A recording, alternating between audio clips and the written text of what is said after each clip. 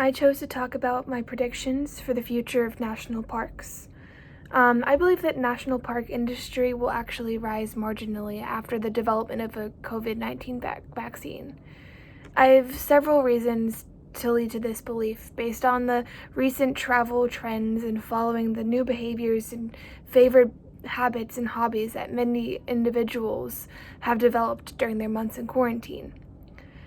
I believe that this industry will do well after the events of the societal standstill brought by the coronavirus because, firstly, as many of the world would notice, this industry is founded on and takes place in the great outdoors, a place that most society turns to escape the mundaneness of their homes. In a way, I believe that many people rediscovered nature during their time in quarantine and over the past couple of months.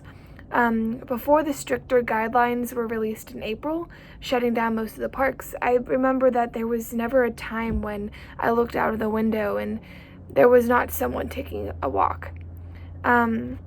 Before most of the local parks were closed, the playgrounds were almost never vacant. It was always full of running kids and children. Looking at the scientific side of things, as mentioned on scientificamerican.com, going outside can actually restore your cognitive skills. It improves brain function regardless of your mood, the weather conditions, or other factors. Simply being in a peaceful state of mind, in a quiet room, it still cannot replicate the positive cognitive effects brought by nature. People are drawn to the parks because it rejuvenates them in way more than a way that any walk through a downtown city, which reportedly actually degrades their cognitive skills, regardless of them being simply outside.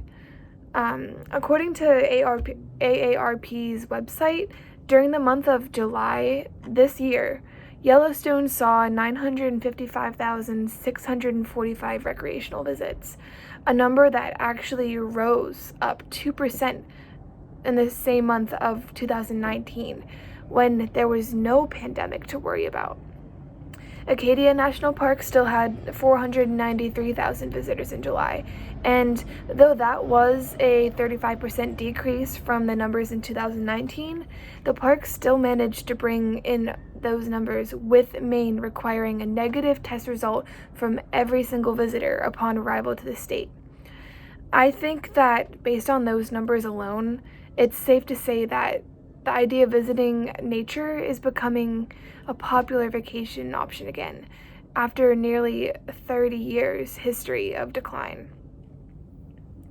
A big limitation that can greatly impact the industry and how tightly the local, state, and national governments hold their reins on the parks when it comes to funding and regulations.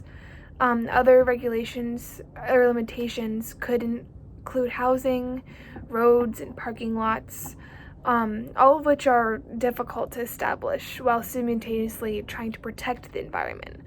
Many people would argue that adding more parking lots would be going against what they're trying to protect. Yellowstone National Park in particular established a surge, even during a time of the virus. So I would personally pay very close attention to the population of the tourists visiting the park over the next couple of years and compare it to the data of the total visitors in the past years to see if there's still growth. With that hit that the economy has taken over the last couple of months, I wouldn't be surprised if governments try to prioritize their funding in other categories outside of this industry, which might greatly impact the future of the national parks. But with that being said, I also think that with the government in mind, it's really important to pay attention to the new environmental law that's been passed, called the Great American Outdoor Act. This promises to provide funds that will give national parks a much overdue facelift.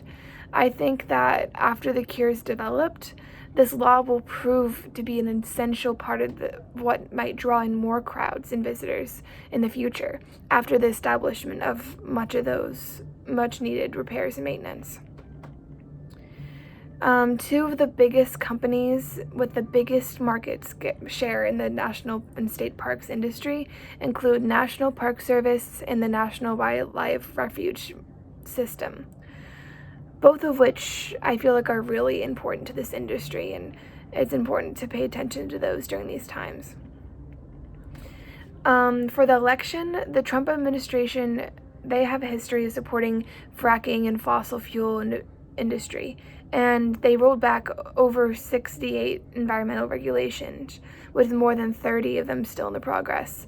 They additionally weakened the regional haze guidelines aimed at reducing air pollution in the national parks. But on top of that, the Trump administration has communicated its intent to open protected lands for fossil fuel drilling. But, however, interestingly enough, the administration on the more recent side of things has taken several steps toward protecting the environment as well. The administration has stopped operations in Alaska's Pebble Mine, and they gave them only 90 days to determine how to change and fix the significant adverse effects on the aquatic system and on the human environment. Additionally, and most importantly, in the beginning of August, Trump signed into law the Great American Outdoor Act, as I mentioned before. This is now being labeled the biggest land conservation legislation in a generation. This law will see that the government funds billions of dollars into repairs and maintenance of United States national parks, as well as providing permanent funding for the Land and Water Conservation Act, or Fund. Overall, the two political parties have been pretty split over regarding climate change as either a crisis or a hoax. Though Trump has spent much of his presidency labeling the concept as a hoax, he and his administration have recently done a decent amount to help the environment. Democratic candidate Joe Biden, on the other hand, has big plans for tackling climate change, should he win the election. He promises to undo the environmental rollbacks that Trump has brought, and he's going to set a deadline for moving the nation to net zero emissions. That being said, Biden clearly favors the environment over Trump, though the president's most recent actions have proven to confuse voters on what his stance clearly is, because he has been working a lot more towards the environment recently.